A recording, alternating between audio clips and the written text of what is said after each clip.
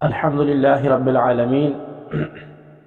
والصلاة والسلام على سيد الأنبياء والمرسلين أما بعد فأعوذ بالله من الشيطان الرجيم بسم الله الرحمن الرحيم السلام علیکم ورحمۃ اللہ وبرکاتہ۔ ناظرین محترم، ہر صاحب عقل جانتا ہے کہ جس کو اپنا امام، بڑا لیڈر یا امیر مان لیا جائے پھر اس کا ادب احترام بھی کرنا چاہیے، لہذا آپ اپنی نمازیں خراب نہ کریں، امام صاحب کے بارے میں برا بھلا کہنا چھوڑ دیں۔ شریعت میں امام کا بڑا مقام اور مرتبہ رکھا گیا ہے، وہ قوم کا مقتدا ہوتا ہے، اس کے ساتھ ادب، احترام اور اکرام کا معاملہ کرنا ہر شخص کی ذمہ داری ہے۔ مسجد کا متولی یا ذمہ دار بھی امام صاحب کے اکرام کا مکلف ہوتا ہے، اور وہ اگر اپنی جہالت یا تکبر کی وجہ سے امام صاحب کے ساتھ بے ادبی کا معاملہ کرتا ہے یا امام صاحب پر صحیح غلط حکمرانی کرتا ہے تو سب نمازیوں کی ذمہ داری ہے کہ اس پر روک لگائیں، بلکہ جو شخص جاہل اور ناخواندہ ہو اور امام کے مقام اور مرتبہ سے ناواقف ہو اسے مسجد کا ذمہ دار ہی نہیں بنانا چاہیے۔ مسجد کا ذمہ دار تو اسے بنانا چاہیے کہ جو نماز روزے کا پابند، دیندار، امانت دار اور باشرع ہو، اور امام اور مؤذن وغیرہ کے مقام سے واقف ہو کر ان کے ساتھ اکرام کا معاملہ کرے، اور وہ خود کو مسجد کا خادم سمجھے، حاکم نہ سمجھے۔ میں ایک دن سوچ رہا تھا کہ آخر پیچھے اس امام کے اس کا مطلب عوام کیا سمجھتی ہے؟ شاید عوام سوچتی ہے کہ پیچھے اس امام کا مطلب ہے کہ اس امام کے پیچھے پڑ جاؤ، کہاں جاتا ہے، کیا کرتا ہے، کب سوتا ہے، اکثر یہ سنتیں پڑھتا نظر نہیں آتا، اس سے پہلے کہاں نماز پڑھاتا تھا، وہاں سے کیوں نکالا گیا، اب وہاں کیوں جاتا ہے، فلاں سے کیوں بات کرتا ہے، نمازیوں کے ساتھ کیوں بیٹھتا ہے، نمازی بالخصوص نوجوان اس سے ملنے کیوں آتے ہیں، اس کے پاس موبائل کون سا ہے، گاڑی بہت تیز چلاتا ہے، اس کے پاس گاڑی کہاں سے آ گئی، کھا کر موٹا ہو گیا ہے، جب آیا تھا تو پتلا تھا، اس کو چربی چڑھ گئی ہے، یہ بازار مارکیٹ کیوں جاتا ہے، اگر محفل میلاد جلسے پروگرام میں یا کسی ضروری کام سے چلا جائے تو کہا جاتا ہے یہ امام بہت غیر حاضر ہونے لگا ہے، ابھی جماعت کھڑی ہونے میں 3-4 منٹ باقی ہوتے ہیں، لوگ پیچھے مڑ مڑ کر دیکھتے ہیں کہ امام آیا نہیں، سالوں سال گھر نہ جائے، اپنے والدین، بیوی، بچوں سے دور رہے، اگر مہینے 2 مہینے بعد 2-4 دن اپنے گھر گاؤں چلا جائے تو بعض فتنہ پرور شور مچاتے ہیں، لو جی امام صاحب بڑے غیر ذمہ دار ہو گئے ہیں، خود کو مہینے میں 4 یا 8 چھٹیاں درکار، مگر امام بندہ بشر تھوڑی ہے، اسے چھٹی کا کیا حق پہنچتا ہے، خود روز گھر جائیں مگر امام نہ بھائی، نہ امام کبھی بیمار ہو جائے تو بجائے عیادت اور بیمار پرسی کے اس پر بھی اعتراض شروع کر دیے جاتے ہیں، بس جی ان کو تو کوئی بہانہ چاہیے ہوتا ہے وغیرہ وغیرہ۔ آج اکثر جگہ اماموں کو حسد، بغض، ذاتی انتقام کی وجہ سے نکالا جاتا ہے، امام بیچارہ بھی اپنا بیگ اٹھا کر چل پڑتا ہے، وہ اپنا دکھڑا کہیں تو کس سے کہیں، ان کا کوئی حامی اور مددگار نہیں، قوم جب چاہتی ہے امام کو نکال دیتی ہے۔ اور یاد رکھیں مصلی پر کھڑے ہو کر ہمیں نمازیں پڑھانے والا ہمارے اور رب تبارک و تعالی کے درمیان سفیر اور نمائندہ ہوتا ہے، اور یہی وہ عظیم شخصیت ہوتا ہے جسے ہم نائب رسول کہتے ہیں۔ دوسری طرف امام حضرات بھی اپنے منصب کے ساتھ پوری وفاداری کریں اور اپنی ذمہ داریوں کو حتی الامکان پورا کریں، کیونکہ امام اپنے علاقے کا بے تاج بادشاہ ہوتا ہے۔ آپ اگر کسی مسجد کے امام ہیں اور امامت کے منصب پر فائز ہیں، لوگوں کو نماز پڑھاتے ہیں، آپ کی اقتداء میں لوگ نماز پڑھتے ہیں، تو یہ آپ کے لیے بڑی خوش نصیبی کی بات ہے۔ اللہ رب العزت نے آپ کو اپنی بارگاہ میں روزانہ 5 مرتبہ سجدہ سجود ہونے والوں کا رہبر اور امام بنایا ہے۔ یقیناً امامت کا منصب ملنا من جانب اللہ ایک نعمت عظمیٰ سے سرفراز ہونا ہے، اور یہ امامت امام الانبیاء، نائب خالق کائنات، حضور رحمت عالم صلی اللہ علیہ وسلم کی پیاری سنت بھی ہے۔ حضرت سیدنا ابو ہریرہ رضی اللہ تعالی عنہ سے مروی ہے کہ رسول اللہ صلی اللہ علیہ وسلم نے ارشاد فرمایا، امام و معذن کو ان کے برابر ثواب ہے جنہوں نے ان کے ساتھ نماز پڑھی۔ بحوالہ بہار شریعت جلد نمبر 1 صفحہ نمبر 558۔ اس حدیث سے اندازہ لگائیں اور تنہائی میں بیٹھ کر سوچیں کہ شریعت میں امام کا مقام اور مرتبہ کتنا عظیم ہے۔ کوئی شخص اگر نماز پڑھتا ہے یا کوئی نیک کام کرتا ہے تو صرف اور صرف وہی عابد اور صالح نیکی اور ثواب سے ہمکنار ہوتا ہے، مگر امامت ایک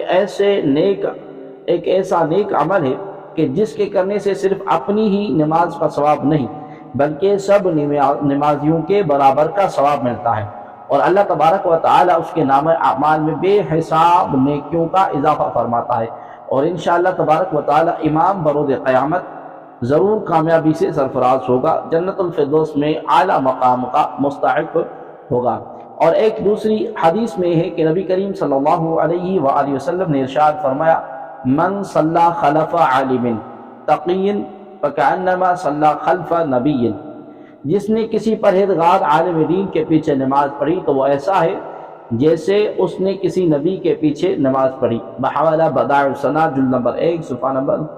235۔ امام اور مقتدی صفحہ نمبر 13، مطبوعہ اسلامی کتب خانہ بریلی شریف۔ دیکھیے نبی پاک صلی اللہ علیہ وآلہ وسلم نے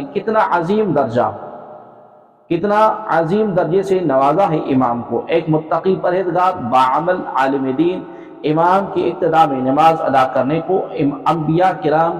کی اقتداء میں نماز ادا کرنے کے جیسا بتایا دیا۔ حدیث مذکور سے معلوم ہوا کہ امام کا مقام و مرتبہ شریعت میں بہت عرفہ و اعلیٰ ہے۔ فقیہ ملت حضرت علامہ مفتی جلال الدین احمد ابجدی رحمۃ اللہ تعالی علیہ ایک سوال کے جواب میں رقم تراز ہے، اگر امام فاسق معلل نہیں تو برائی کرنے والا سخت گناہگار حق العباد میں گرفتار ہوگا۔ بحوالہ فتاوی فیض الرسول جلد نمبر 1 صفحہ نمبر 272۔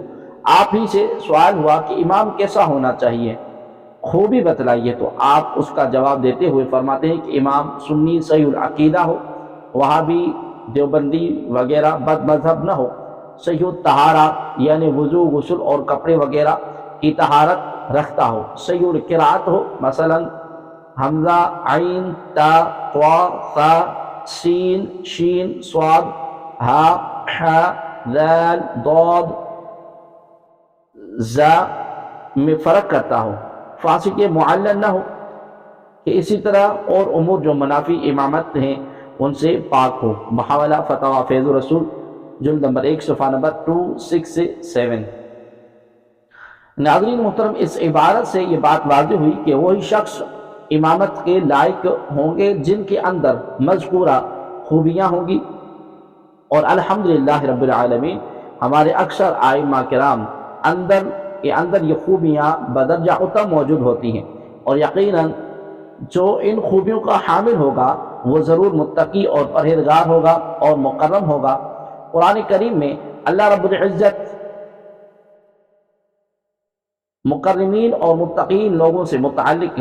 فرماتا ہے، ان اکرمکم عند اللہ اتقاکم، بے شک تم میں اللہ تبارک و تعالیٰ کے نزدیک سب سے مکرم وہ ہیں جو زیادہ پرہیزگار ہیں۔ اور ایک اور مقام پر فرماتا ہے، ان اولیاءہ الا المتقون، یعنی اللہ تبارک و تعالیٰ کے محبوب صرف وہی لوگ ہوتے ہیں جو متقی اور پرہیزگار ہوا کرتے ہیں۔ نبی کریم صلی اللہ علیہ وسلم نے ارشاد فرمایا کہ میں جنت میں گیا، اس میں موتی کی گنبد دیکھے، اس کی خاک مشک کی ہے۔ فرمایا اے جبریل یہ کس کے لیے ہے؟ عرض کی حضور کی امت کے مؤذنوں اور اماموں کے لیے۔ بحوالہ بہار شریعت جلد نمبر 1 صفحہ نمبر 460۔ مذکورہ ان دونوں آیات اور احادیث سے یہ بات اظہر من الشمس کی طرح لائے ہو گئی کہ اللہ تبارک و تعالیٰ کے نزدیک امام کا مقام و مرتبہ نہایت ہی بلند و بالا ہے۔ ان کی حقیقی شان اور عظمت کیا ہے اسے اللہ تبارک و تعالیٰ اور اس کے رسول کریم صلی اللہ علیہ وآلہ وسلم ہی بہتر جانتے ہیں۔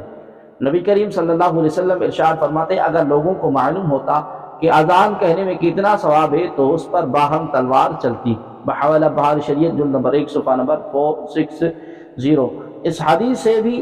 اس بات کا بخوبی اندازہ لگایا جا سکتا ہے جب اذان دینے میں اتنا ثواب ہے تو امامت میں کتنا ثواب ملتا ہوگا اور امامت کا رتبہ کتنا عرفہ اور اعلیٰ ہوگا۔ بلا ریب جو لوگ منصب امامت کی اہم ذمہ داری کو بحسن خوبی ادا کر رہے ہیں وہ قابل مبارکباد ہیں اور لائق صد توقیر اور تعظیم بھی، اور عند اللہ با کرامت و باعزت ہونے کے ساتھ ساتھ بے شمار اجر کے مستحق بھی ہوں گے۔ مزید مرتبہ امامت کی وضاحت فرماتے ہوئے نبی پاک صلی اللہ علیہ وسلم نے ارشاد فرمایا کوئی شخص کسی مقررہ امام کے ہوتے ہوئے امام نہ بنے اور کسی کے گھر میں اس کی مسند پر نہ بیٹھے، ہاں جب کہ اجازت دے۔ بحوالہ صحیح مسلم جلد نمبر 1 صفحہ نمبر 236۔ اس حدیث کی شرح میں امام نووی رحمۃ اللہ تعالی نے فرماتے وَإِن كَانَ ذَلِكَ الْغَيْرُ فِقْهُ وَإِقْرَعُ وَأَوْرَعُ وَأَفْضَلُ مِنْهُ، اگرچہ دوسرا شخص اس سے علم اور قرائت اور پرہیزگاری اور فضیلت میں زیادہ ہو۔ بحوالہ امام اور مقتدی صاحب صفحہ نمبر 23۔ فتویٰ بحر العلوم جلد نمبر 1 صفحہ نمبر 357 میں ہے کہ امام کی اجازت کے بغیر امامت کرنا مقررہ امام کی حق تلفی اور غلط ہے۔ آج کے اس پرفتن دور میں کچھ لوگ امام کو حقیر اور ذلیل سمجھ کر ان کی توہین کرتے ہیں، بلا وجہ چھوٹی چھوٹی باتوں پر ٹوکتے رہتے ہیں اور کبھی کبھی نازیبہ کلمات کہہ کر دل شکنی کرتے ہیں۔ ایسے جاہل احمق اور بےہودہ لوگوں کو چاہیے کہ امام کو اپنا پیشوا، دین کا رہبر، نائب انبیاء اور ایک عالم دین سمجھیں اور ادب اور احترام کے دائرے میں رکھ کر ان سے کلام کریں۔ اس تعلق سے فتویٰ فقیہ الامت جلد نمبر 1 صفحہ نمبر 147 پر ایک فتویٰ ہے جس کو آپ سنیں گے اور پڑھیں گے، سن کر اور پڑھ کر ایسے لوگوں کو نصیحت حاصل کرنی چاہیے کہ کتاب مذکور میں ہے سوال ہوا کہ بعض لوگ عوام میں ایسے پائے جاتے ہیں جو امام صاحب کی بلا وجہ خامیوں اور کمیوں کی تلاش میں لگے رہتے ہیں اور کوئی کمی نظر نہیں آتی تو صرف اتنی ہی بات پر کہ امام صاحب اگر ہفتے یا عشرہ میں گھر یا کہیں اور اپنی ضرورت سے چلے گئے تو اس بات سے لے کر مسجد یا دکان یا روڈ پر چند لوگوں کی جمی مجلس میں امام صاحب کو برا بھلا کہنا اور اس طرح بولنا کہ یہ بہت آزاد ہو گئے ہیں یا یہ شخص رکھنے کے قابل نہیں ہے، اس طرح بعض نازیبہ کلمات بکنا، کیا شرعاً یہ باتیں درست ہیں؟ اگر نہیں تو جو لوگ افعال مذکورہ کے مرتکب ہیں ان کے لیے کیا شرعاً کیا حکم ہے؟ اور ظاہر ہے کہ امام صاحب انسان ہیں، ان کی اپنی ذاتی گھریلو وغیرہ بہت سے ضروریات ہیں، کیا ان کی فراہمی کے لیے ان کا ناگہ کرنا شرعاً گرفت کا سبب ہے؟ اگر نہیں تو جو لوگ اس بنیاد پر امام کو ہدف ملامت یا مورد طعن اور تنقید بنائے ان کے لیے شریعت مطہرہ کیا حکم رکھتی ہے؟ تو شاگرد حضور فقیہ الملت حضرت علامہ مفتی حبیب اللہ مصباحی صاحب قبلہ اس کا جواب دیتے ہوئے یوں رقم تراز ہے کہ بلا وجہ شرعی کسی مسلمان کے پیچھے پڑنا، اس کی خامیوں اور کمیوں کی تلاش میں لگا رہنا اور برا بھلا کہنا خصوصاً برسر بازار فسق گناہ ہے۔ حدیث شریف میں ہے کہ لیس المؤمن بالطعان ولا اللعان ولا الفاحش ولا البذار، یعنی مسلمان لعن طعن کرنے والا، فاحش گو اور بیہودہ گو نہیں ہوتا۔ بحوالہ ترمذی شریف جلد نمبر 2 صفحہ نمبر 18۔ اور جو شخص مسجد کا امام ہے ظاہر ہے کہ وہ بھی انسان ہے، اس کی اپنی بھی کچھ ضروریات ہیں جن کے لیے اسے گھر جانا ہوگا، اس پر لوگوں کا برا بھلا کہنا، بدتمیزی پیش آنا قطعاً درست نہیں، بلکہ ایک مسلمان کو تکلیف دینا ہے اور مسلمان کو تکلیف پہنچانا حضور نبی پاک صلی اللہ علیہ وسلم کو تکلیف پہنچانا ہے۔ حدیث شریف میں ہے کہ من اذا مسلما فقد آذانی ومن آذانی فقد اذى اللہ۔ ہاں اگر امام مسجد کے متولی کو آگاہ کیے بغیر ناگاہ کرے تو اسے پوچھنے کا حق ہے، نہ کہ ہر شخص کو، اور امام کو رسوا کرنے والے یہ جان لیں کہ وہ جیسا امام کے ساتھ کریں گے اللہ تبارک و تعالیٰ ان کے ساتھ بھی ویسا برتاؤ کرے گا۔ حدیث شریف میں ہے کما تدین و تدان، یعنی جیسا تو دوسرے کے ساتھ کرے گا ویسا ہی اللہ تیرے ساتھ کرے گا۔ بحوالہ کنز الایمان جلد نمبر 15 صفحہ نمبر 772۔ لہذا عوام پر لازم ہے کہ وہ امام کو رسوا کرنے اور اس کو برا بھلا کہنے سے باز آ جائیں اور اسے معافی مانگے اور آئندہ ایسا نہ کرنے کا عہد کریں۔ اللہ تبارک و تعالیٰ کی بارگاہ میں دعا ہے کہ اللہ تبارک و تعالیٰ اہل اسلام کو امام کے مراتب سمجھ کر ان کی عزت احترام بجا لانے کی توفیق بخشے، آمین ثم آمین، بجاہ سید المرسلین صلی اللہ تبارک و تعالی علیہ وآلہ وسلم۔ بقیہ حصہ نمبر 2 میں ہم انشاءاللہ العزیز عرض کریں گے۔